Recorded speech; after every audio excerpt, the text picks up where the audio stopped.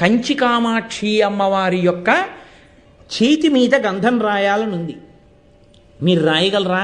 కామాక్షి దేవాలయంలోకి వెళ్ళి వెంకటాచలంలో వెంకటేశ్వర స్వామి వారి అంతరాలయంలోకి ప్రవేశించి ఆయన మెడలో ఒక తులసిమాల వెయ్యాలనుంది. మీరు వెయ్యగలరా? మిమ్మల్ని అనుమతిస్తారా?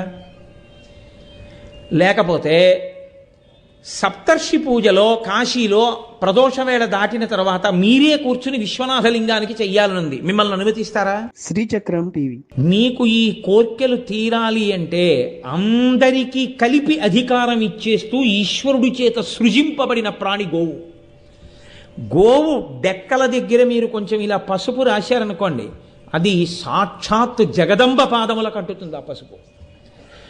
గోవుకింత పచ్చిగడ్డి మీరు తీసుకెళ్ళి పెడితే పచ్చిగడ్డి అది తిందనుకోండి, వెంటనే ఏ ఫలితం వేస్తానని చెప్తుందో తెలుసా అండి వేదం? ఇది నా సొంతంగా చెప్తున్నాను అనుకుంటున్నారేమో, నేను వేదమంత్రముల యొక్క వ్యాఖ్యానాన్ని మీకు చెప్తున్నాను.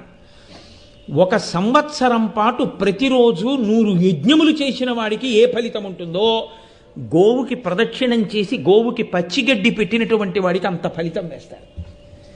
పితృదేవతలు తరించాలంటే అత్యంత సులభ మార్గం ఏమిటో తెలుసా అండి? గోశాలలో గరుకురాయి వేయడమే. గరుకురాయిని వేస్తారు, కొంచెం గరుగ్గా ఉంటుంది ఆ రాయి. ఆవుకి దురద ఉంటుంది, అది తోకతోటే గోక్కోవాలి. కానీ ఆ తోకతో గోక్కుందాం అంటే తోక చేతిగా అంతటిని గోకలేదు. ప్రత్యేకించి దాన్ని గంగడోలు గోక్కోవాలంటే దానికి చాలా కష్టం. అప్పుడు గరుకురాయి వేస్తే ఆ గరుకురాయి దగ్గరికి వెళ్ళి రాపాడిస్తుంది.